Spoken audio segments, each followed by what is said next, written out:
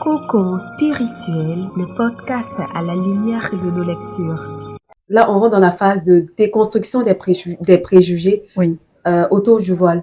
Il y a le fait que certaines personnes disent que les filles voilées n'ont pas d'ambition professionnelle. De toute façon, elles seront femmes au foyer, voilà, soumises et tout. Donc, toi, tu es l'exemple. Ainsi que Kadi également, Merci. vous êtes des exemples palpables du contraire de ce que les gens peuvent penser, de ce préjugé.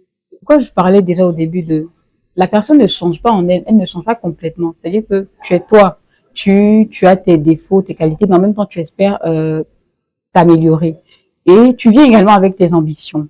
Tu vois, en portant le voile, tu viens également avec tes ambitions. C'est pas que tu vas te déposer. C'est pour ça que je disais qu'au début, moi, j'avais peur. Ah, mais si je porte le voile, donc je vais laisser le journalisme. Alors que moi, j'ai toujours voulu être journaliste. Comment je fais? Et c'est en même temps de demander à Allah de t'aider. Et quand tu portes le voile, tu viens avec tes rêves, tu viens avec tes ambitions, et tout en te demandant à Allah de t'aider, de te guider, et surtout de te faciliter. Parce que moi, par exemple, j'étais à un séminaire des journalistes, et en plus, j'étais la plus jeune. C'était un séminaire qui était organisé à Grand Bassam. Et il y a une dame qui m'approche, parce que pendant le séminaire, on discute. Et elle est étonnée également parce que tout de suite, quand on voit déjà la personne, on voit le voile, il y a ces préjugés-là, on a les trucs, les idées qu'on a sur les sœurs voilées et tout. Et elle vient m'approche. Zainab, je dis oui. Elle dit, c'est ton mari qui t'oblige à porter le voile? Je dis, mon mari. Je ne suis même pas mariée. Et bien elle dit, ah d'accord, donc ce sont tes parents. Je dis, mes parents. Mes sœurs même ne portent pas le voile. J'ai 4 sœurs. Aucune d'entre elles. En ce moment, ma petite sœur ne portait pas encore. Je dis, mes sœurs ne portent même pas le voile. Donc, ça veut dire que mes parents ne m'ont pas obligée. C'est une décision personnelle et personne ne m'a obligée à le faire. Elle dit, ah, d'accord. Et elle commence il y a un monsieur également, un journaliste aussi qui était à côté, qui dit vraiment, je sais pas c'est quel travail ils ont fait sur vous, mais vraiment, quand je t'écoute parler, quand je t'entends et tout, je suis vraiment fière. J'ai l'impression qu'il y a un travail qui a été fait sur les sœurs voilées, là, parce que c'est plus ce qu'on avait avant. En même temps, je comprends que il y a certaines idées qu'on a sur les sœurs voilées. C'est-à-dire que, désolé, hein, c'est pas parce que vous décidez de vous voiler que vous allez laisser tomber vos rêves. C'est parce qu'au contraire, et moi je me dis toujours, je pense que je dois être celle-là qui va porter la voix des sœurs voilées, celle-là même qui va créer le chemin, celle-là qui va faciliter. Et c'est comme ça en fait.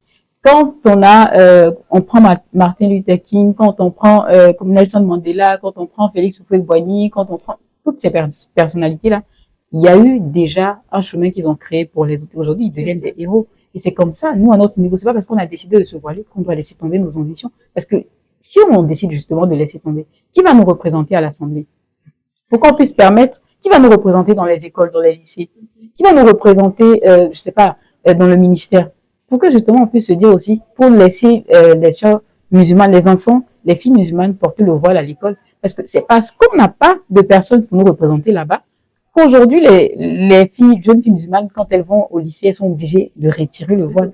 Parce qu'il n'y a personne pour nous représenter. Merci. Alors que je t'assure aussi, à l'Assemblée, par exemple, on a des sœurs musulmanes voilées qui, justement, peuvent porter la voix d'autres sœurs. Et c'est pour moi. Démontrer qu'on peut être voilée et être ambitieuse. Exactement. Et être, comment dire ça? Se distinguer, on peut être meilleur, on peut. Pour moi, c'est ça, en fait. Et on a tellement d'exemples, C'est pourquoi j'avais dit au début, quand je décide de me voiler aussi, je vais sur les réseaux sociaux et je commence, je vous assure, à faire des recherches sur les femmes musulmanes. Moi, je suis quelqu'un, quand je fais quelque chose, mais vraiment, je fais des recherches pour savoir tout. Je commence à faire des recherches sur des femmes musulmanes qui sont voilées et qui excellent. Je vois qu'il y a des journalistes. Là, tout de suite, elle s'appelle Mo Tagouri ou quelque chose comme ça. Je lui dis, ah, elle devient automatiquement mon modèle. Je dis franchement, moi je vais faire comme elle, je vais commencer. Donc je peux porter le voile. Parce qu'au début, j'étais là, Seigneur, mais pourquoi si moi je vais faire ça alors qu'avec le voile c'est pas possible? Et je me dis donc si Nour Tagouri a pu y arriver, c'est que moi également je peux y arriver. Et je découvre également qu'il y a des femmes voilées qui sont pilotes. Je découvre également qu'il y a des femmes voilées qui sont même il y a une femme voilée qui est devenue présidente également. Je suis là et puis je me dis ah donc là c'est pas impossible pour moi de le faire. Et ça veut dire qu'en Côte d'Ivoire, moi, je vais être celle-là maintenant qui va le faire. Et ça fait plaisir aussi de voir d'autres sœurs musulmanes voilées qui se distinguent, qui essaient de montrer l'exemple. C'est pour ça, je pense qu'en tant que musulmane voilée, on a cette responsabilité-là de porter la voix des autres, de travailler encore plus et les préjugés, justement, de faire en sorte de bannir tout ça. Parce que les gens, ils ont des idées. Moi, je pense même qu'au contraire, quand on a ça, On sait que on est musulmane, on est voilé. On a envie même de faire plus parce qu'on sait que derrière nous, il y a beaucoup de personnes.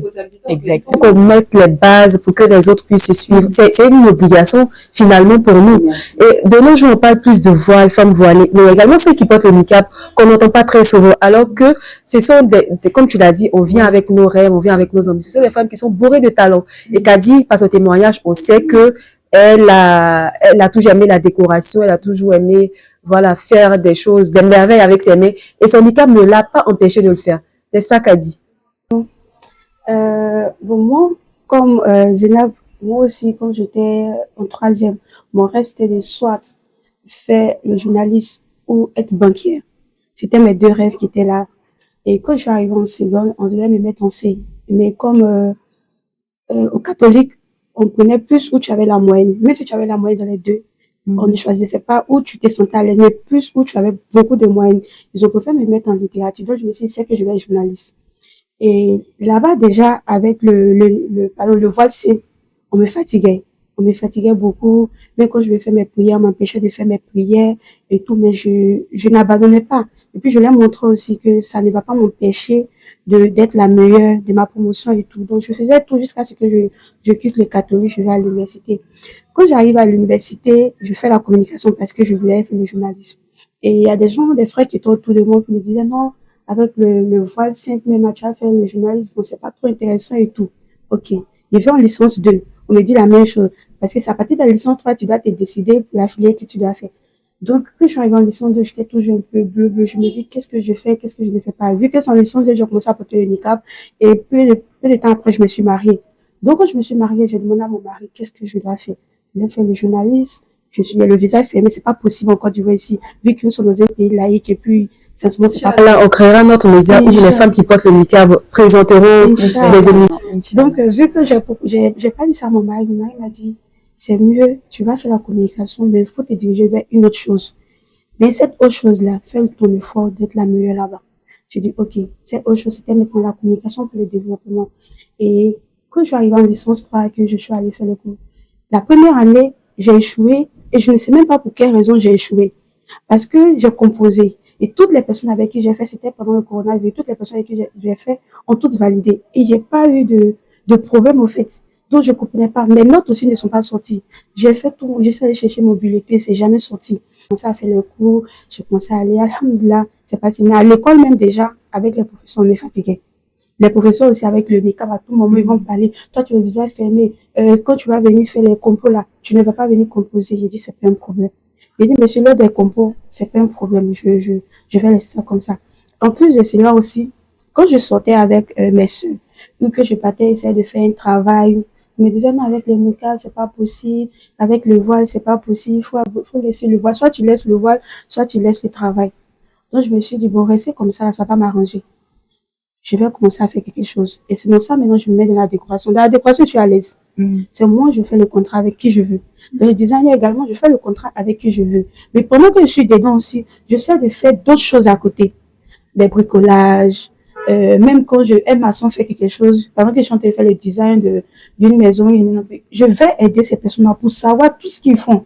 Parce que tout ce qui est métier des garçons, si je veux apprendre, je peux envie de rester à celle qui est focus sur ce truc. Je veux faire plusieurs choses. Je veux m'essayer dans plusieurs choses. Tu comprends? Parce que je me dis, le marché de décoration événementielle, on est saturé. On devient de plus en plus nombreux. Qu'est-ce que moi je dois faire? Quel est le plus que je dois apporter à ma décoration ou à mon projet? Donc moi aussi, j'essaie de me renseigner, j'essaie de faire des recherches. En tout cas, j'essaie le minimum et le maximum possible de m'exceller dans toutes ces choses-là. Et je dis sincèrement à mes sœurs, c'est vrai, nous sommes voilés. C'est vrai, nous avons le visage fermé, mais nous n'avons pas le cerveau fermé.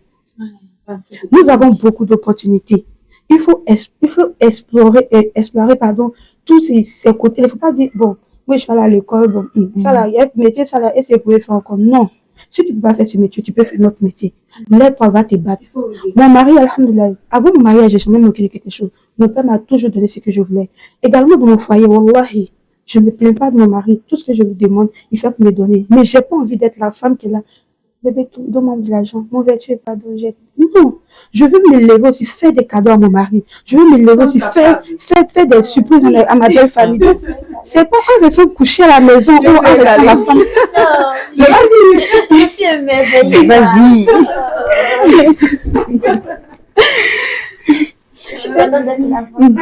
C'est pas en laissant la femme soumise. Oui, même quand je vais travailler, je suis soumise.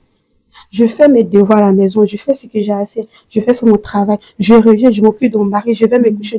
Et il y a les réalités qui sont là. La vie devient de plus en plus chère. Tu vas laisser toutes les chasses sur ton homme. Non. Tu n'as pas pitié de ce dernier-là. Même s'il ne te dit pas, toi-même te dis, ah, mon mari est fatigué, je vais faire quelque chose pour mon mari, ou aujourd'hui c'est moi, j'en ai l'un des popotes, aujourd'hui c'est moi, je dois faire ça. Quand on parle de féministes, peut-être d'autres exagèrent. Peut-être elles exagèrent dans le féminisme. Mais le féminisme, là, même dans le voile, même dans la région, il y a le féminisme. Il faut soutenir son homme. Il faut aider son homme dans les tâches. Mon mari, comme ça, il est beaucoup, bon, pas, il va dire orgueilleux, mais il n'aime pas que c'est la femme qui dépense. Mais elle, c'est obligée. Voilà, il n'aime pas, mais elle, c'est obligée de lui dire. Aujourd'hui, l'un de papa, il te demande pas, je vais faire ma chérie, je vais jamais rembourser. L'argent, tu as fini, tu as venu prendre. Mais je vais pas toucher. Parce que je veux vraiment aider mon mari. Je veux être une femme qui aide mon mari, la belle famille, mes parents. Et puis, j'ai des petits frères, des petites sœurs. C'est moi, regarde. Ma petite sœur, elle a 7 ans. Mais elle a commencé à se voiler. Je t'assure qu'elle ne manque aucune prière. Parce qu'elle dit à maman, dès le jour de mon mariage, qu'elle va être comme moi.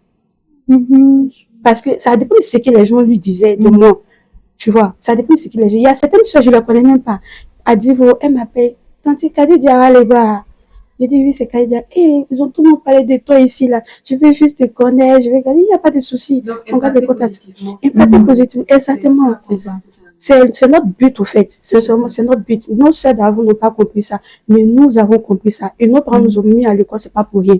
Si peut-être à l'école tu n'as pas réussi, tu peux réussir dans d'autres domaines. Donc ne restons pas les bras croisés, attendre que nos maris nous envoient, oui, à rester des femmes fainéantes à la maison avec des enfants. Tu peux avoir des enfants et puis donner de bons exemples à tes enfants, enseigner. Il y a beaucoup de choses au fait. Donc vraiment que nos sœurs se reprennent et qu'elles travaillent. Je pense que le message est bien passé. On ne pouvait pas dire mieux. Donc on va avancer dans les préjugés, Inch'Allah. Oui, brièvement, parce que là... En tant que non voilées, l'appréhension que nous avons, c'est que souvent on a peur d'approcher les femmes voilées parce qu'on se dit, bon, on oublie carrément que ce sont des êtres humains comme nous. Donc on a peur de s'approcher et qu'elles nous jugent. Donc peut-être qu'elles peuvent ne pas voir sur ce temps, elles sont sans façon. Donc il y a aussi le fait que je sois présente ici, ça me réconforte parce que je me dis, elles ont toute une histoire. C'est ça, des histoires différentes. Des épreuves très difficiles et tout. Et ce sont des êtres humains comme nous ne sont pas tombés du ciel et tout. Donc ça me rassure parce que je me dis, c'est un cheminement, en fait. C'est un cheminement. Je suis reconnaissante d'être là. Oui, et pour aller dans le même sens, dans ce que tu dis, en fait, par rapport aux préjugés qu'il y a, il faut le reconnaître. Certains disent que les femmes voilées restent entre elles, mais surtout, elles se croient supérieures aux autres, elles regardent les autres de haut, donc n'ont pas vraiment des fréquentations de personnes non musulmanes déjà, mais également, même celles qui sont musulmanes qui portent pas le voile, elles les regardent de haut, les marginalisent et tout. Il y a cette réalité, ça existe. Il y a certaines qui le font, c'est pas la bonne manière. On le déconseille vivement avec la dernière énergie. J'ai ma camarade Sajo également, coucou Sajo, derrière la caméra, qui a de merveilleuses amies qui ne portent vraiment pas le voile. Donc je fais coucou également à Andrea et à Setou, avec qui elles ont de très bons rapports, elles sont tout le temps ensemble, mais vraiment c'est une relation très profonde qu'elles ont, mais ça ne l'a pas empêché ça ne les a pas empêchés d'être ensemble, avec des accoutrements différents, elles sont tout le temps ensemble. Donc c'est dire que il faut qu'on arrive aussi à aller vers les autres, les côtoyer pour aussi les impacter positivement.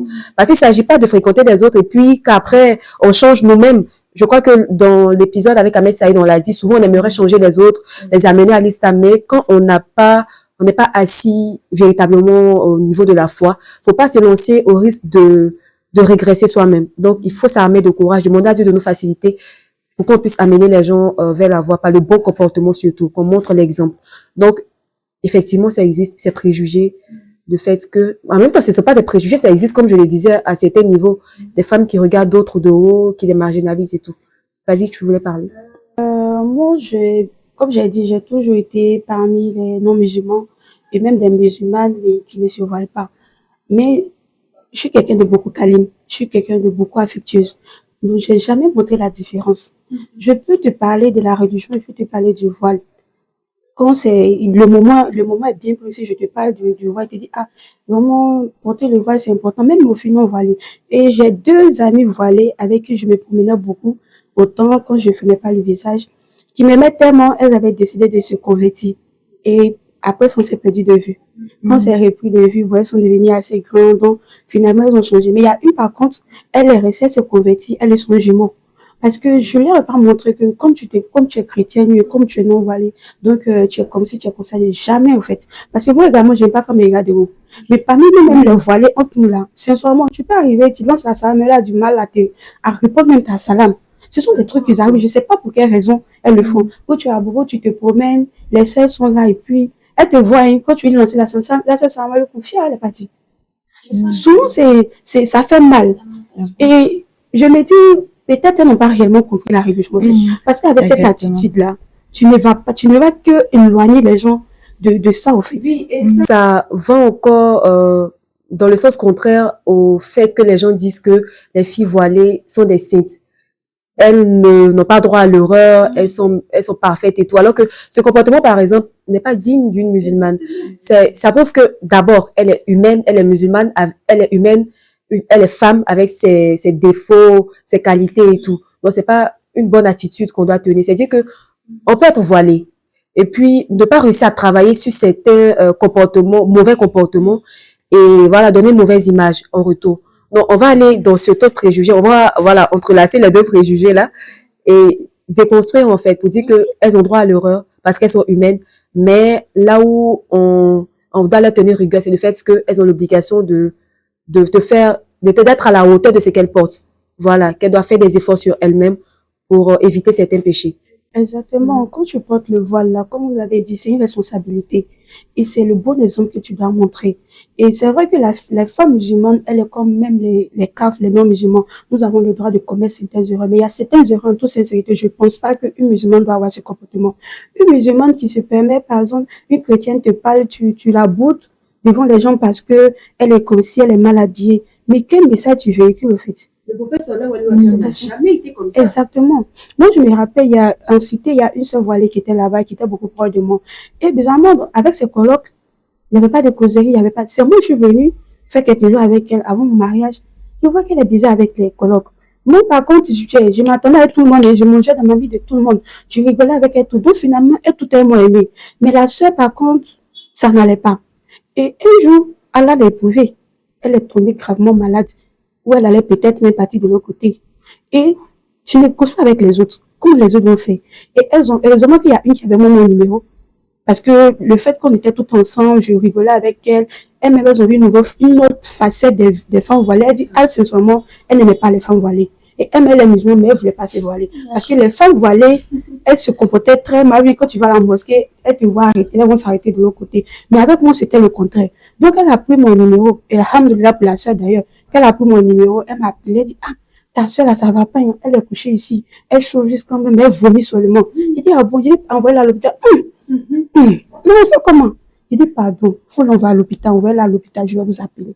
Elle l'envoie à l'hôpital. Après ça, la sœur a changé. Nous sommes tous des êtres humains. Pourquoi traiter mal l'autre? Pourquoi? C'est vrai que en matière de trucs, Allah nous a mis au-dessus. Mais il faut pas montrer aux gens. Et toi, mais est-ce que tu connais réellement ta place vers Allah? Tu connais pas ta place. C'est Allah celui qui sait la place. Exactement. Tu connais pas ton futur. Et lui, je vais te dire quelque chose. Quand vous voyez des filles non vêtues, bien peut-être non voilées, moi, je dis que moi, ma force, c'est de toujours faire droit pour ces sœurs-là. Quand je vois ces sœurs-là, tu as tout compris. quand je fais droit pour ces sœurs-là, ya Allah préserve-la, accorde-lui le voile, avant qu'elle ne meure, accorde-lui ceci, accorde-lui la religion. Wallahi, ça a toujours été mon droit. Et je pense que c'est ça, mais c'est ce qui m'aide au fait. Parce que le fait que je souhaite ça pour quelqu'un, forcément, Allah va m'aider. Et c'est ce que nous tous, nous devons faire. Les filles voilées, qui commettent la mixité avec les hommes, c'est ça, moi, j'aime pas. Nous tous, là, nous avons commis la mixité. Souvent, tu commets la mixité en interne. Ça arrivait, oui, avant le mariage, en interne, tu commets la mixité, mais pas devant les gens.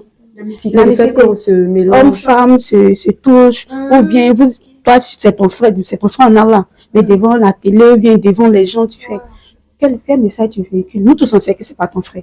Il y a des trucs là, vraiment, il faudrait pas qu'on voie ça en nous. Il faudrait qu'on se cache. Que comme Allah même l'a dit, il y a des erreurs, il faut cacher pour faire, pour qu'Allah te pardonne. Tu vois, pour faciliter le repentir, il faut faire des péchés en interne. pas en externe. Donc, comme je le disais, il y a certaines voilées qui sont, Allah les autorise à faire certaines erreurs, mais il y a certaines erreurs, par contre, elle ne doit pas surtout le faire. Ou bien embrasser un homme, voilà, ou bien danser coup de marteau devant les gens, ou bien faire, non, vraiment, il faudrait qu'on se prenne au sérieux. Je ne juge pas, hein, wallahi, je fais tout ce que je dois pour ces derniers, et je fais tout aussi pour moi. Parce que c'est qui les pousse à faire ça. Je ne sais pas si moi, je serais aussi poussée à cette même chose à un jour. Je fais droit pour ces soeurs, mais il faut vraiment faire attention. D'accord. Moi, je pourrais ajouter quelque chose. Déjà, revenir très rapidement sur ce que vous avez dit par rapport aux sœurs voilées qui, moi, honnêtement, je n'ai jamais eu à faire face à ce type de sœurs-là. Généralement, elles sont bienveillantes envers moi. Peut-être que c'est moi, mais généralement, les sœurs voilées sont bienveillantes envers moi. On se salue dans la rue et c'est tout ça qui fait que j'aime encore plus la religion. Parce que je trouve qu'il y a beaucoup de fraternité. Pour ce qui est du fait de se croire supérieur, moi, je pense que peut-être ça vient d'un manque de connaissances par rapport à notre religion. Parce que quand tu sais déjà que le bon voisinage, pardon, est très important, et quand même tu ne sais pas en fait ce qu'il y a entre les autres et Allah, tu peux pas venir te permettre de te croire supérieur à quelqu'un. Il y a certaines, par exemple, peut-être même que la prostituée que tu es en train de négliger là, peut-être même que c'est elle qui a parti au paradis pour te laisser. Moi, Je vous invite à lire Sophie, mon amour, de Elif Shafak. à partir de ce moment-là, je peux pas me croire, mais vraiment, je peux vraiment pas me croire supérieure par rapport à une sœur. Au contraire même, peut-être même qu'il y a quelque chose que cette sœur va m'apporter. Certes, moi, aujourd'hui, moi, franchement, mes meilleurs amis, j'ai dit que j'ai grandi plus avec les chrétiens. Donc, c'est-à-dire, au lycée moi, j'avais pas d'amis, comment on appelle ça, musulmans. C'est juste parce que je participe au séminaire que j'ai fait. Ah, l'islam également, c'est comme ci, c'est comme ça, il y a des sœurs. Mais je suis toujours, comment on appelle ça, je cause toujours avec mes amis qui sont chrétiens. J'ai une amie même qui me disait, depuis que t'es voilée là, maintenant, là, t'as changé, hein. Pour dire et même, elle m'offre encore, des voiles. Pour dire que, au contraire, elles comprennent également que tu as changé, mais c'est par rapport à ta religion, mais vous êtes toujours amis. Ça ne veut pas dire qu'il faut les laisser complètement, non, parce que aujourd'hui, parfois même quand tu es dans des problèmes, allô, Dorine, c'est comment? Franchement, actuellement, ça va pas. Elle va peut-être même te donner des conseils et tout, te dire, voici. Donc, c'est pas pour autant qu'il faut se croire supérieur. Désolé. Peut-être même que la sœur, je reviens sur la prostituée, là, est peut-être meilleure que toi. On ne sait jamais, on ne sait pas. Peut-être même que celui que tu négliges, là, c'est lui-même qui va partir au paradis. À un moment donné, je pense, restons humbles, comme la Côte d'Ivoire. Restons humbles. C'est ce qui a fait qu'on a gagné le Mali, qu'on a gagné le Sénégal, parce que ces entraîneurs-là, franchement, nous minimisaient, en fait. Donc, soyez humbles en toutes circonstances, en tout lieu. L'orgueil n'apporte rien de bon. Soyez humbles, comme la Côte d'Ivoire. L'humilité précède la gloire. On le dit tous les jours. Et je reviens sur le fait, la responsabilité en tant que musulmane. C'est vraiment, en tant que musulman, on a une certaine responsabilité. En tant que musulmane, également, qui porte le voile. Moi, je pense, c'est pas seulement la sœur musulmane qui porte le voile. Même celle qui ne porte pas le voile, elle aussi. Parce que, des fois, on dit, voici, la fille de l'imam, là même, qui, elle-même ne porte pas voile. Voici la fille de l'imam, même, je l'ai vue là-bas. Mais dès qu'on sait que t'es la fille de l'imam, automatiquement, on se dit que même, on dit toi, donc toi, t'es musulmane, même quand tu ne portes pas le voile. Donc toi, t'es musulmane, et puis toi, tu fais ci. Ça veut dire que dès qu'on a cette identité islamique, on a le devoir également de savoir bien se comporter en société. Donc c'est pas juste la sœur musulmane. On fait également des péchés, mais tout de suite c'est de revenir et puis de se repentir, essayer de faire notre maximum pour ne pas retomber dans ça. Tout simplement parce que nous sommes des êtres humains. On fait des erreurs, on demande pardon à Allah et c'est vraiment de ne pas retomber dans cette bassesse-là ou dans ce type de péché, tout simplement. On a parfois des moments d'égarement, mais il faudrait revenir à Dieu. Et pour cela, il faudra avoir des amis, comme j'aime appeler les amis spirituels. Voilà, des personnes avec qui tu as des échanges de qualité surtout, avec qui il y a des rappels régulièrement. Ça t'aide à travailler ta foi. Vraiment, c'est très bénéfique. Tu l'as dit, on le répétera toujours. Nous sommes des humains, nous faisons des erreurs, mais le plus important, c'est de revenir à Dieu. Et Dieu lui l'a dit, il aime quand on revient vers lui. Voilà, il nous a créés pour commettre des péchés, mais jusqu'à un certain niveau, on peut juste revenir vers lui, mais attention, il faudrait pas que ça soit trop tard, que la mort ne nous prenne pas. Et vu qu'on ne sait pas quand est-ce que on ira, donc on a cette pression de toujours bien faire. En tout cas, quand nous donne toujours la force de revenir à lui, qu'il nous éloigne du péché, même si cela va nous faire très mal, qu'il nous éloigne du péché, parce qu'il y en a de toutes sortes en fait. Et parfois même on ne se rend pas compte que on est baigné dans le péché. Tellement, de plus en plus, il y a la dépravation des mœurs. Il y a, Kazi l'a dit, c'est vrai, dans l'euphorie, tout et tout, on se permet de danser, on se permet de faire certaines choses. Que Dieu nous pardonne. Mais bon, il faut faire des efforts encore. Je vais faire le lien encore avec le joueur ivoirien Diakité qui a enlevé son maillot alors que l'arbitre n'avait pas encore sifflé, donné le coup de sifflet final. Mais qu'est-ce qui s'est passé? C'est pareil. Au final, il a eu encore un autre carton jaune qui s'est transformé en carton rouge. Donc, il ne pourra pas jouer la demi-finale. Donc, justement, pour dire que également ce type d'acte-là pourrait avoir également des répercussions. C'est-à-dire quand les autres vont te voir, c'est pas très intéressant. Et puis voilà. Donc, on va poursuivre avec les préjugés. Un autre préjugé très drôle. Vous n'avez pas de cheveux, les filles voilées. On se pose des questions. Ou même certains qui sont étonnés de voir, bon, ceux qui savent que vous avez des cheveux, qui vous voient dans un salon de coiffure, les celles qui savent, qui vous voient dans un salon de coiffure, qui sont étonnés, mais à quoi bon entretenir tes cheveux, faire de belles coiffures, c'est pour fermer. On s'est dit qu'elles sont pas chic, les femmes voilées sont pas chic. Elles sont pas chic. moi, avec le voile, franchement. merci. J'ai toujours Ça, ce c'était truc. avant le mariage. Je me rappelle, j'étais avec des amis, ce sont des chrétiennes qui ne m'ont jamais vue sans le voile. Maintenant, on devait partir à une cérémonie en tant que se préparer. D'abord, on avait organisé une soirée pyjama. Voilà. Une soirée pyjama. Et pendant la soirée pyjama, on était en train de se préparer, on venait de se coucher maintenant et tout. Et donc, j'ai enlevé mon voile. Elles sont restées calmes comme ça. J'ai une amie Rita qui me dit, Zainab, c'est toi. Donc, tu as cheveux. Je dis, Rita, il y a quoi? Elle dit, elle touche mes cheveux. Tes cheveux des Zainab. Et donc, j'ai commencé à rire. Je dis que, finalement, vous voyez que c'est pas parce que on porte le voile qu'on n'a pas de cheveux. Et même, on a encore plus de cheveux que celles-mêmes qui ne sont pas voilées. Pour dire que, moi, et même quand je vais au salon de coiffure, ça là, franchement, c'est toujours mon problème. Je me dis, et parfois, ça m'énerve. Au début, quand je commençais à porter le voile, je n'aimais pas ça. Je n'aimais pas ça. Ça faisait que j'avais, moi-même, je me sentais gênée de mettre le foulard à cause d'elle. Mais à un moment donné, j'ai commencé à avoir la confiance. Et je me suis dit, mais après, c'est moi. Hein. Je te dis que elles sont énervées parce que tes jolis cheveux là, tu caches là, c'est pourquoi. Mais si tu as tressé là, la dernière fois, là, c'était récemment, hein. Elle a déjà vu mes cheveux. Et à chaque fois, ça, c'est un peu bizarre pour elle de me voir en train de cacher mes cheveux. Et elle m'a dit, ça là, elle avait presque fini, puisque j'avais fait un truc et elle devait lisser mes cheveux. Elle avait fini. Et elle me dit, ça là, je sais qu'à la fin, tu vas mettre foulard encore. Elle pensait que j'allais lui dire, parce qu'elle est un peu nouvelle, elle pensait que j'allais lui dire, non, je vais mettre, t'inquiète pas. J'ai dit, en tout cas, ça même tu connais. Parce que je vais mettre, je vais mettre. Ça là seulement là, faut pas t'inquiéter. Elle a commencé à rire. Elle dit, mais t'es jolie sans ça. J'ai dit, mais c'est pas pour vous que je le fais. Et donc maintenant, elle s'est habituée au fait que oui, c'est comme ça. C'est une décision personnelle. Exactement. On essaiera de dire. Exactement. Elle s'est habituée au fait que elle porte le voile et tout. Bien que j'ai de longs cheveux, c'est pas obligé que je suis pas obligée de venir les montrer aux autres. Non, désolée, c'est pas pour autant. En fait. Merci beaucoup. Merci. Donc accepter, respecter notre choix, c'est notre décision et on ne le fait pas pour les autres. C'est pas parce que vous trouvez qu'on a de jolis cheveux qu'on devrait également les montrer. On le fait déjà parce que c'est une recommandation divine d'Allah et nous sommes des musulmanes et on a décidé de porter le voile. Donc on aimerait également que vous puissiez nous encourager parce que je pense qu'il y a une amie qui me disait qu'elle a l'une de ses coiffeuses qui au contraire même l'encourage. Elle est chrétienne, hein. Des fois, même quand elle voit, il y a des hommes qui viennent, tu lui dis non, il y a quelqu'un. Oui, donc, vraiment, merci beaucoup. Et ce serait bien d'avoir ce type de personne-là, parce que tu veux pas être dans un salon de coiffure, et puis tu vois, il y a un homme qui vient. Quand c'est comme ça, vraiment, c'est pas bien. Essayez de nous comprendre aussi, pour qu'on puisse vivre, puisqu'on vit en société, pour qu'on puisse vivre en parfaite harmonie, et aussi comprendre, respecter nos choix, tout simplement. Et pour rebondir sur ce que tu disais, moi, je suis toujours émerveillée, toujours séduite par ces personnes qui ne sont pas forcément musulmanes, mais t'aident à pratiquer ta religion.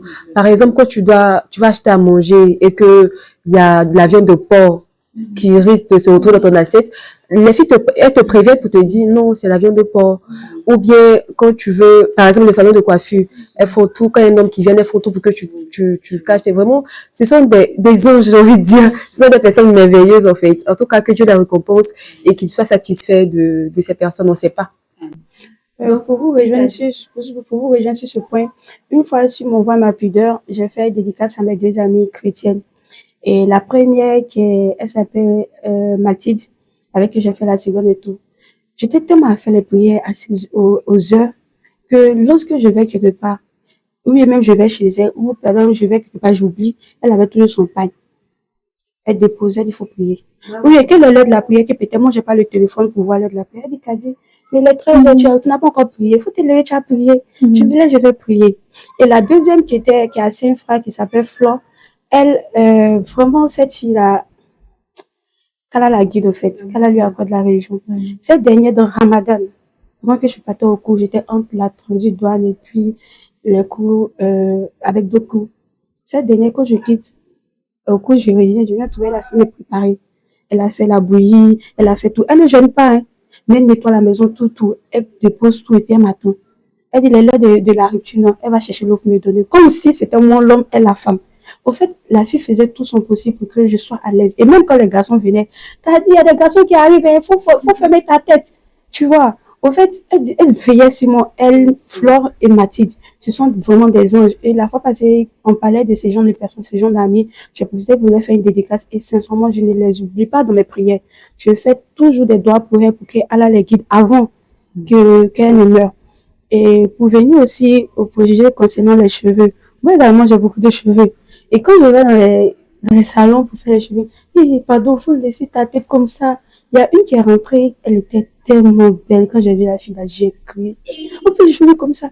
Mais quand la fille aussi est venue, quand j'ai enlevé le voile comme ça là, en ce moment mon niqab était là, quand j'ai enlevé. C'est double surprise. Beauté et puis cheveux. Sans ces jolis sous voile là. Il y a ces cheveux là comme ça, touché aux cheveux. Mes cheveux sont afro et tout. Il y a ces cheveux. Pourquoi tu as les jolis cheveux comme ça, petite femme? Il dit non, c'est, en ce moment, je n'étais pas encore mariée. Elle dit, attends, c'est ton mari qui dit de faire. Il dit non. C'est maintenant, je dois aller me marier parce que c'était la dernière période avant que je ne parte me marier. C'est maintenant, je vais me marier. Mon mari m'a pas obligée. Et quand je me suis mariée également, les gens disaient, vous là, vous êtes dans la maison là, vous ne faites rien, genre, c'est même boubou en porte pour aller dans la maison. Alors que, si seulement tu savais. Je me mariais, j'ai rempli une première valise, les petites valises là, de nuisettes, baya.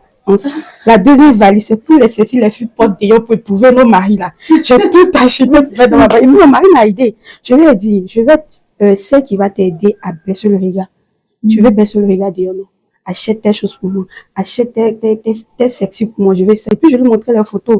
Il a acheté. Donc quand il est dehors là, il sait qu'il y a sa femme qui a porté ça dedans. Donc son papa, il regarde pas depuis qu'il rentre, il vient trouver aussi ses os. C'est zo. Donc, en même temps, c'est un appel à toutes ces femmes. Donc, faites le nécessaire et qu'Allah vous y aide. On poursuit. J'aimerais bien demander quels sont vos hobbies, qu'est-ce que vous aimez faire généralement, parce que souvent on pense que notre quotidien c'est maison, boulot, école, on fait pas d'autres choses en dehors de ça. D'accord. Mais c'est vrai qu'on fait d'autres choses, mais je pense, c'est ce que je disais au début, hein. Chacun vient avec sa nature. C'est-à-dire que à la base, si tu es quelqu'un qui n'aime pas trop sortir, tu vas rester peut-être quelqu'un qui n'aime pas trop sortir. Moi, ce que je fais peut-être pour me distraire, peut-être que je vais lire, peut-être que je vais sortir avec des amis. On va aller dans un fast-food, manger et tout. Peut-être même que je vais faire du sport. Aller en salle de sport, je sais pas, mais ça dépend. Tu viens avec la personne que tu es maintenant. Si tu as des comportements que tu avais qui n'étaient pas bien en phase avec la religion, automatiquement, là, tu laisses tomber. Voilà, là, tu laisses tomber. Mais sinon, c'est toujours la même personne. Si tu es timide de nature, tu seras toujours timide. Si tu es un peu truc, mais tu essaies maintenant de recadrer certaines choses pour être toujours en phase avec ta religion. Et moi, vas-y. Et moi, ce que j'aime surtout, c'est aller au cinéma. J'adore aller au cinéma. Et même au cinéma, j'y vais souvent seule. Ça a toujours étonné certaines personnes. Ouais. Très souvent, j'y vais seule. Je regarde le programme et j'y vais. Ça me fait énormément de bien. Être assise là dans la salle avec un écran géant là. Vraiment, je savoure le moment. J'adore aller au cinéma. Et souvent aussi découvrir des endroits. C'est vrai que récemment, avec la galère, j'ai un peu stoppé. Mais j'aime aller découvrir des endroits. Tout ça, je vous dis, parfois seul. Ça fait énormément de bien. Et ça permet surtout de méditer. Ça permet surtout de méditer. Donc, quand elle nous donne les moyens, vraiment suffisamment de moyens financiers pour laisser évacuer certaines choses. Vous savez, quand tu montes dans un Ça, quand je dis ça à ma soeur, elle dit, toi, tu te connais pas. Quand tu montes dans un véhicule, par exemple, dans un bac assez rempli et tout, alors que si tu as beaucoup d'argent, tu peux prendre un taxi direct. Choco. Chic. Franchement, c'est... Non. Donc, vraiment, qu'Allah nous donne beaucoup d'argent parce que c'est ce qui va nous permettre aussi de pouvoir être bien, même privat, comment on dit ça, louer des piscines privées, des plages privées. J'avais une vidéo, mais plages privées, non, mais attends, tu te mets à l'aise. Là-bas, ici? Non, pas ici, c'est une vidéo. Alors que, par exemple, pour le cinéma, c'est pas tellement cher que ça. Ouais, donc, avec 3000 francs seulement, avec 5000, tu peux acheter aussi peut-être des pop-corn et un peu de jus que tu vas mettre à côté. Seul dans ton coin, tu passes un moment. L'instant où toutes les lumières, il y a plus de lumière, où tu es là juste devant ton écran. Franchement, c'est magique. Vraiment, c'est magique comme, je vais pas faire des publicités, mais comme vous savez déjà qu'est-ce qui fait magie. Donc, en tout cas, moi, je vous encourage également parce qu'en tant que sœur musulmane aussi, c'est bien aussi de se distraire, mais avec des PA halal. C'est comme ça qu'on dit. Avec des PA halal. Et aussi être fier de sa religion, travailler pour s'améliorer. Et même, il y a certaines sœurs musulmanes qui, moi, franchement, qui organisent des activités, par exemple, pour aller dans des orphelinats, pour apporter de la joie, pour faire du bien, pour même aller dans des, comment on appelle ça, dans des prisons pour donner à manger aux prisonniers, pardon. Il y a tellement de choses justement c'est vrai que vous le faites peut-être pour ça. Pour moi, je trouve que c'est également une manière de se distraire. Distraire dans quel sens? Dans le sens où, par exemple, quand vous allez à l'orphelinat, il y a un orphelinat déjà musulman, seulement pour les enfants musulmans qui est à Koumassi. Quand vous allez là-bas, par exemple, bon, c'est à Koumassi que je connais. Oui. Pas loin de la mosquée. Pas loin de la mosquée. Par exemple, quand vous allez là-bas, les enfants sont tellement accueillants, je vous dis. C'est-à-dire, toi-même, tu as l'impression que ceux-là, on dirait qu'ils n'ont aucun problème. Et c'est ça le truc des enfants. Ils vont te sourire tellement. Quand tu viens, eux, ils courent ils savent pas, par exemple, nous, comme ça, quand on a grandi, c'est quand on voit nos parents qui viennent, ou bien on a un tonton qui vient, qu'on va aller vers la voiture. Mais eux, dès qu'ils voient, il y a quelqu'un qui est garé devant l'orphelinat, ils vont courir tout de suite. Ils vont commencer à prendre les affaires. Et vraiment, tout ça, ça permet également de se distraire. Pour moi, après, ça dépend de vous, comment est-ce que vous voyez la distraction. Et de rencontrer d'autres personnes. Parce qu'après, même les enfants vont commencer à te réciter des sourates. Chacun va réciter des sourates. Chacun va commencer à... Tu passes un bon moment et puis tu vas les mériter. Merci beaucoup. Chacun va raconter ils vont commencer à faire des prêches à leur manière, quoi. Parce qu'ils sont en train d'imiter. Parce que comment on appelle ça? Le responsable, c'est également un imam. Donc, ils vont essayer de faire. Et ça, vraiment, c'est très intéressant. Et en même temps, tu as des mérites. Donc, moi, je vous encourage à le faire. Qu'est-ce que tu aimes généralement faire? Surtout que tu es mariée. Ah oui. En toute sincérité, moi, à la base, je suis quelqu'un de casanier. J'aimais beaucoup rester à la maison, regarder la télé et tout. Mais depuis un certain moment, je dis pas le nombre d'années, mais depuis un certain moment, je peux faire, si je suis à la maison, le plus souvent je suis sortie, les activités, que ce soit les associations islamiques, que ce soit le boulot ou même avant les études. Mais le jour où je reste à la maison, soit je mate la télé, s'il y a un bon programme, je regarde le film ou encore, j'écoute le Coran à la maison. Ou encore, l'une des choses que j'aime beaucoup, quand mon mari récite le Coran et que je suis assise, sincèrement, j'aime. Le plus souvent, j'enregistre à voir ceux qui me le sachent. En toute sincérité, parce que c'est un Hafiz Coran. Donc, oui, mon mari, au fait, quand tu dis que tu es femme d'imam, les gens s'imaginent un imam qui fait fils là. Alors que mon mari, excusez-moi, je ne le vante pas, mais au fait, mon mari, il est doctorat en sociologie. Il a un doctorat en sociologie, deuxième année de doctorat en sociologie. Il a aussi, il est en maîtrise 2, en licence charia. Pardon, en charia. Il a fait la licence ici, mais actuellement, il suit le cours en Arabie Saoudite. Ouais, en ligne, en fait. Voilà, mais il est en maîtrise. Et il fait d'autres trucs à côté. Et en plus de ça aussi, il travaille à Save Children. Je sais pas si vous connaissez Save Children. Donc, c'est quelqu'un qui est beaucoup ambitieux. Il étudie beaucoup. Donc, en plus de ça, c'est Hafiz. Mais c'est ça, en fait. C'est dit que le plat est prêt. Tu vois, le truc pour relever le goût, le cube magie. On va faire la pub. Hafiz. Non, mais c'est pour date tout ça. C'est pour tuer, c'est pour jam. Non, mais machallah, c'est super ça. Quand on connaît ton parcours, et vraiment, c'est merveilleux. Allah a fait grâce. Comme je dis, je remercie beaucoup Allah. Je me dis, je mérite pas tout ça, en fait. Je me demande qu'est-ce que je peux faire. Allah, mais qu'est-ce que j'ai pu faire pour Allah pour que je mérite toute cette grâce, en fait. Sincèrement, je me dis, c'est vrai, je mérite pas tout ce qu'Allah m'accorde, au fait, comme bonheur, comme mari et tout, mais vraiment, je ne peux que dire Alhamdulillah. Je remercie Allah pour toutes ces grâces. Donc, comme je dis, moi, peut-être, je vais pas au cinéma et tout, mais bon, ça me fait plaisir. Souvent, je vais au restaurant avec mon mari, mais on peut dire que c'est un peu rare, vu que lui travaille, moi également, j'ai mes activités, c'est un peu rare. Mais l'une des choses, c'est que j'aime faire découvrir ma maison, changer le cadre dans la maison, changer de Un parfum, peu changer dans voilà, changer la disposition des choses pour quand on se sent dans un nouveau endroit. On n'est pas obligé de déménager pour aller dans les trucs. Je change toujours la décor de la maison pour que mon mari se sente dans un nouveau endroit, il sente une nouvelle odeur et tout ça. Donc, tout vraiment, c'est mes préférences à la maison. La technique. Mais il y a énormément de préjugés on ne pourra pas citer ici. Mais le dernier, c'est que les gens pensent que soit on parle arabe, ou on parle l'arabe et le dioula. Toi, tu l'as raconté tout à l'heure, les gens pensaient que parce que tu attaches le foulard et tout, même que tu es d'une ethnie, que tu parles forcément le dioula. Donc, l'arabe, on pense que nous parlons l'arabe, ou même que on sait parfaitement lire le Coran, même si c'est l'obligation pour nier en tant que musulman. Donc, on va dire que moi, personnellement, l'arabe, je ne parle pas l'arabe. C'est vrai que je prends quelques petits mots et à force d'entendre, d'écouter certains versets et de voir la traduction, il y a des mots qui te restent à l'esprit. Mais quand même, le Coran, on fait des efforts pour l'apprendre, pour savoir lire. Et toi-même, Zainab, je vais te vendre ici. On suivait des cours quelque part, on te voit plus? Et justement parce que je suis entre Abidjan et Dabo, et donc je peux pas être tout le temps là. Mais je suis également d'autres cours en ligne. Donc voilà, à partir du Bénin. Ah, mais c'est super. Bon, heureusement que Mwalimat n'est pas là pour confirmer si moi je vais là-bas ou pas, mais bon, on a fait les efforts. Mais également avec ma camarade, avec Sadio. Coucou Sadio, derrière la caméra. Elle le sait très bien le Coran. Donc souvent, on a des petits programmes où on lit ensemble et tout. Donc c'est super important. Parfois, on ne tient pas le cap en fait, mais on essaie de revenir. Et récemment, elle m'a dit que j'avais abandonné, mais bon, on se fait des doigts pour revenir, Inch'Allah. Donc, il y a ça. Et puis, tu as dit les cours qu'on suit en ligne. C'est vraiment important. Il y a des gens qui donnent des cours en ligne, des imams, des oustas, même depuis d'autres pays, hein, la France ou même les États-Unis, donnent des cours en ligne.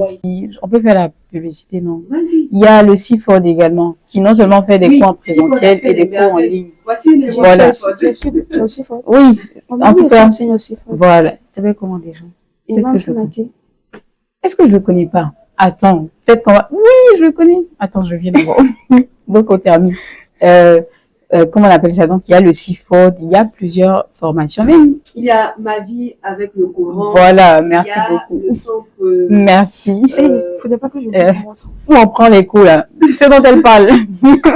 Il y a même un centre où on suit les cours, au docu ici. Voilà, il y a un aussi. Donc, en passant, salut Mwalimat. Salam alaikum. Donc, voilà, il y a plusieurs. Et ça, c'est pas seulement pour les sœurs musulmanes. En tant que musulman, c'est obligé. Arrêtez de... Merci. Samira. Non, je veux dire même pas les sœurs voilées. Exactement, pas seulement les sœurs voilées. C'est-à-dire que, tant que tu es musulman, c'est également une obligation pour toi. Donc, ça n'a rien à voir avec les sœurs voilées qui doivent savoir lire le Coran. Samira l'a dit, elle suit des cours également. Tout à l'heure, je crois que tu vas aller suivre ton cours, Inch'Allah. Donc, c'est super. Donc, c'est important en tant que musulman de pouvoir lire le Coran. Également de se documenter sur notre religion parce que vous ne pouvez pas, justement, parce que certains ont des préjugés. Et ça peut... J'écoutais un prêche d'un imam qui disait, un imam français, avant-hier, parce que j'écoute beaucoup les podcasts, qui parlait du fait que quand on n'est pas informé sur certaines choses, il ne faudrait pas qu'on discute avec ceux qui, par exemple, les non-musulmans, je vais dire ça comme ça. Et c'est en parlant avec eux, le fait de ne pas être informé quand on va discuter, là, tout de suite, vu qu'on n'a pas les arguments pour, c'est pas bon, de ne pas rentrer directement dans ça. Il faut dire que c'est important pour nous de nous documenter. Oui, et Allah même dit, excuse-moi, que connaissez-moi avant de m'adorer. Donc c'est la base en fait, on cherchait la connaissance et tout. Mais peut-être pas voilé, ou même si vous êtes des hommes, c'est obligé pour vous. Allez apprendre, apprenons, c'est important parce que c'est bien de connaître sa religion et ça fait toujours plaisir. Oui, et j'imagine que Kadi, Ah. Elle est super bien Non, mais entourée. vraiment. J'espère que Elle a déjà commencé. J'avais peur que ça arrive 6 mois. Elle a déjà commencé. Donc, Non, j'imagine qu'elle profite au maximum de monsieur. On ne peut pas avoir un fils à côté de nous qui ne va pas profiter. sérieusement. Ouais, mais parler, monsieur, c'est ça. Il parle très bien l'arabe. Même après mon mariage, j'ai dit non, ça, si moi je rentre là, non, j'ai gâté le coin. Moi, j'ai pas l'arabe ici. Et subhanallah. C'est toujours pas. Mais voici ici. C'est les petits mots qu'il a l'habitude de dire à la par exemple, quand les gens viennent à la maison, il va leur dire entrer. Ces mots-là, ça reste. Les petits mots qu'il a l'habitude de dire, quand il se voit au téléphone avec les gens, il parle arabe. C'est des mots qui restent quotidiennement. C'est ça, ces mots-là que je retiens. Mais pour dire que je prends un cours particulier avec lui sur le côté, non, peut-être je prends Akida, le cours sur l'Akida, sur le Coran. Il y a certains cours que je fais avec lui. Et quand il va faire des cours ailleurs aussi, je fais l'effort malgré les activités. Même actuellement, dès que je finis, il va faire direct là-bas parce qu'on a un cours après ça. À 14h, on a un cours. Donc, je fais l'effort de faire des autres cours avec lui, mais sincèrement, côté arabe là, j'ai pas encore appris parce que la langue, c'est pas facile.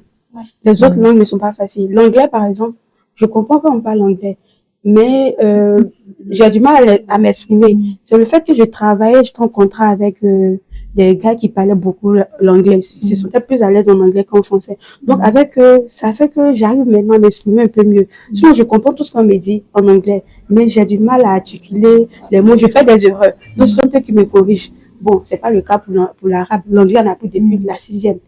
Tu vois, déjà, depuis la 6e, tu as appris l'anglais. La méthode, tu te démètres. Imagine l'arabe que tu viens d'apprendre. C'est un peu compliqué. Donc, c'est la chose qui fait que je me suis pas encore donné pour l'arabe. Mais sincèrement, ça vient, Inch'Allah. Exactement, Inch'Allah. Samira, on aimerait également savoir, toi, qu'est-ce que tu aimes faire? C'est vrai que tu as pris conscience récemment de certains trucs à faire ou de certains trucs à délaisser quand on est dans la religion, ces genres de choses. Mais qu'est-ce que tu aimes faire maintenant? Tes hobbies et tout? Bon, déjà, j'aime le volontariat. Oui, tu l'avais dit. Des associations, du coup, chaque année, on trouve une date à laquelle on va faire des dons ou bien on va faire des activités avec les enfants, tout ça. Hormis le volontariat, j'aime la lecture. J'avoue que je suis pas trop dans la lecture, mais c'est quelque chose que j'aime bien. J'avais oublié de le mentionner. Je suis pas constante dans la lecture, mais j'aime apprendre. Et j'aime la découverte aussi. Je suis beaucoup curieuse. Que ça soit pas forcément dans les livres, mais à travers des documentaires, ou bien des podcasts, ou bien des vidéos avec du numérique et tout. J'aime beaucoup ça. Ah oui, j'aime le voyage, mais ils sont pas... Ouais, pareil pour moi. Seigneur, comme à délivrance sur les voyages. C'est pour ça que je parlais qu'on ait beaucoup d'argent. Parce que ça là, tu prends ton vol, tu vas direct Paris, je sais pas combien de temps. On va forcément parler même Donc, tu peux même encore même faire le pèlerinage et tout. Donc, ça aussi. franchement, l'argent, Seigneur, beaucoup d'argent. Amen. Franchement, on va prier pour ça. Non, mais c'est super. Donc, je disais que j'ai eu une idée. Je vais prendre de cours Zeynab tout à l'heure. On parlait des langues. Zeynab, elle parle l'espagnol. Si, voyez-vous? Non, on arrive bien évidemment à la fin de cet échange vraiment très passionnant. C'était merveilleux. Tu veux pas dire? Ton moalim t'attend. C'est à 16. Ok. Ah ouais. Donc, voilà, j'ai vraiment apprécié ces échanges très passionnants. J'ai énormément appris et je pense que ceux qui nous suivent également ont appris un peu plus sur les femmes voilées. Et voilà, on a réussi plus ou moins à déconstruire certains préjugés. Il y en a tellement, mais bon, venez vers nous, discutons-en et on apprendra à se connaître, Inch'Allah. Donc, je vais rajouter quelque chose. Ce que j'aimerais dire à nos frères musulmans, c'est d'accepter la différence des autres. Donc, c'est en même temps sa conclusion. Ok, elle parle en français. Allons-y. Donc, elle va parler en français. Moi, je vais parler en espagnol et elle va terminer en anglais. C'est justement ce que je voulais faire. Non, elle en français. Elle a dit qu'elle... Djoula, ok, si tu veux. Mais Djoula, je crains que les autres ne comprennent pas. Français. Donc, c'est justement ce que je voulais dire. J'allais parler en espagnol. Donc, on y va avec Samira. Qu'est-ce que tu as retenu? Accepter la différence des autres. Se mettre en tête que nous sommes tous des humains, nous faisons des erreurs et c'est une relation entre nous et Dieu. Nous ne devons pas juger les autres. Faire des rappels dans la bienveillance, dans la tolérance et dans l'amour aussi parce que l'islam prône l'amour. On peut mal le faire, mais il faudrait aussi, comme on le dit, se regarder dans le miroir et soi-même s'améliorer avant de juger les autres aussi. Ouais, et puis j'ai beaucoup appris aussi de cet échange-là Je remercie Oumi de m'avoir Merci invitée. énormément à toi. J'avoue que j'avais un peu peur. Oui, tu l'avais dit. Mais ça s'est bien passé et j'ai beaucoup appris de l'enseignement, de l'histoire de Zeynab et de Kadi. Merci beaucoup à toi d'avoir accepté l'invitation. Parce que c'était pas évident, hein. Ah oui, Ouais, quand toujours le fond de mon plateau. Finalement, je ne peux pas dire, il faut des excuses. Merci d'avoir finalement accepté. Et voilà, ça t'a fait du bien. Oui. Alhamdulillah. Donc, Zeynab, qu'est-ce que les gens devraient retenir du voile? Quel est ton mot de la fin? Estamos al final de nuestra entrevista entre Umi, Samira y también Khadija. Y después hay la otra que está ahí, que se llama Sadio. Y estamos muy contentas de haber tenido esta entrevista. Y lo que podemos decir o lo que podemos retener es que es importante para nosotros llevar el hijab y también aceptar la diferencia, como lo decía Samira.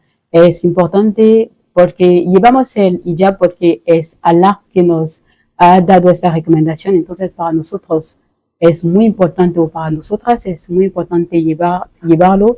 Y les agradecemos a todas las personas que nos dan consejos, a todas las personas que nos ayudan en esta, vamos a decir, en esta relación con Allah. Lo que puedo decir al final es cultivar el amor, también rezar y para acabar que Allah nos dé el paraíso, porque es el final de todo esto, es el final de todo este sufrimiento. Y agradezco también a Umi de haber invitar a todas las personas que están aquí. Muchas gracias y muchas gracias a vosotros de haber seguido-nos. Gracias. De nada. Bizarrement, j'ai compris. Tu sais comment on m'appelait avant au catholique? Señorita Cubierta. Ah bon. Après, l'espagnol aussi, c'est un peu comme français. Oui. Donc, c'est plus facile. Tout ça, ce sont des langues qui sont dérivées du latin. L'espagnol, le français, le portugais aussi. Donc, là, on comprend un peu. On comprend ce que vous parlez là. Exactement. Et Kadi, on ne va pas te fatiguer avec l'anglais. Donc, tu pourras le faire en français. Qu'est-ce que finalement les gens doivent retenir du voile? Et voilà. D'accord, je dirais pour déjà les non-musulmans que le voile est juste un tissu que nous devons couvrir par obligation religieuse. Quand je dis c'est qu'un simple tissu, c'est pour ne pas qu'on idéalise forcément les filles voilées. Nous avons droit à l'erreur, tout comme eux. Nous devons commettre certaines erreurs. Nous ne sommes pas parfaits. Nous apprenons avec le temps et nous nous forçons à être des meilleures personnes à cause de Dieu. Et j'aimerais dire à nos sœurs voilées, vraiment, le voile n'est pas qu'un simple tissu. À chacun son message. Le voile, ça représente beaucoup de choses. La responsabilité, les hommes, ça représente assez de choses. À nous, les voilés, de montrer la bonne image du voile, de représenter dignement notre voile, au fait. À nous de savoir appeler les gens à la religion, comme elle a dit, la tolérance, la patience, tout comme Allah t'a facilité avec vitesse. Le voile, c'est pas pareil pour tout le monde. Exactement. Il y a pour d'autres là, c'est peu à peu. C'est-à-dire avec les petits foulards un peu jusqu'à ce qu'elles arrivent à la satisfaction d'Allah. C'est-à-dire, il faut juste donner le message. Toi, tu es juste appelé à véhiculer le message et surtout à bien véhiculer le message. Maintenant, ce qui concerne la transformation ou le changement de cette personne vers la satisfaction d'Allah, ça dépend que d'Allah. Comme il le dit, il t'incombe simplement de donner le message. Quant au fait que la personne accepte ou la personne change, c'est sa responsabilité. Exactement, c'est la responsabilité d'Allah. Donc, toi, tu n'as pas venu pour véhiculer le message et obliger la personne ou peut-être harceler même la personne pour porter le voile. C'est pas possible. On a certaines personnes pour porter le voile. Oui, on ne va pas juger une personne sur son apparence. Non. Et si la personne a une bonne relation vis-à-vis d'Allah, c'est pourquoi je disais, c'est Oumi, pardon. Samira, va pas à pas. Va à ton rythme, au fait. Simplement, faut savoir que ta tête ne doit pas être dévoilée. Et tu peux, si tu as quelqu'un, peut-être tu as beaucoup chaud, tu portes les manches longues, un peu, au fur et à mesure que tu feras ça, tu verras que tu vas te retrouver. Ne te dis pas, bon, je dois faire un coup. Tu fais un coup, tu sors un coup. Qu'est-ce que tu vas faire? Tu vois, faut aller doucement. Et surtout, essaie de te réconcilier avec Allah. Quand tu fais tes prières, fais-les à des heures. C'est-à-dire, ce qu'on doit obliger une personne, c'est prier à ses heures. Surtout la prière. il faut bien faire tes prières et demander à Allah de te faciliter le port du voile. Que ce soit le petit voile et que ce soit le grand voile. Qu'Allah te facilite, il faut toujours mettre Allah. Essaie de causer avec Allah. Même quand tu es assis, même si tu es dans le taxi, tu parles avec Allah. Tu as repris, ne te dis pas non, comme j'ai pas encore porté le voile, donc je suis pas encore, non. Quand tu es là, parle avec Allah. Allah, il t'entend, il t'écoute. C'est vrai que le voile, ça met une différence entre nous et certaines personnes. Mais cette différence, ça ne calcule pas ça. Parle déjà avec Allah. Dis à Allah, ya Allah, j'ai envie de faire ça pour toi. J'ai envie d'être proche de toi. J'ai envie de t'obéir. En portant le voile, ya Allah, facilite-moi. Au fur et à mesure que tu feras ça, cette conversation avec Allah, je t'assure que tu seras surprise de te voir en train de porter le voile. Toi, mais tu sais même pas à quel moment tu es dedans. Mais tu seras dedans. Donc, Allah facilite pour tous nos soeurs qui veulent entreprendre le port du voile. Allah facilite tous. Et celles qui sont déjà dedans, vraiment, c'est pas facile, mais n'abandonnez pas. Continuez. Et la victoire est devant. Inch'Allah.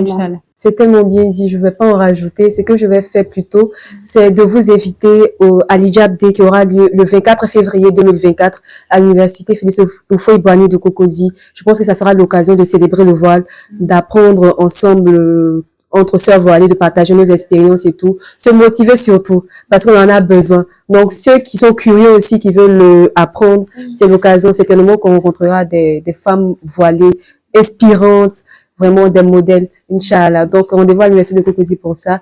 Et merci à vous de nous avoir suivis. Merci d'abord à vous, j'ai oublié. Merci à vous d'avoir accepté l'invitation. Franchement, c'est magnifique. Merci beaucoup à vous. Et merci à vous qui nous avez suivis. Merci infiniment à la librairie Kani Boutique qui nous reçoit aujourd'hui.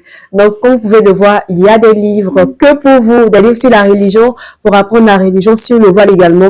On va vous dénicher, Inch'Allah, des livres qui vont vous permettre de sauter le pas, Inch'Allah. Donc, rendez-vous à la librairie Kani pour vous offrir ces livres-là. Il y a Zénab déjà qui a bondi sur des livres. Donc, rendez-vous très prochainement, Inch'Allah. Donc, salam alaikum wa rahmatullah wa barakatuh.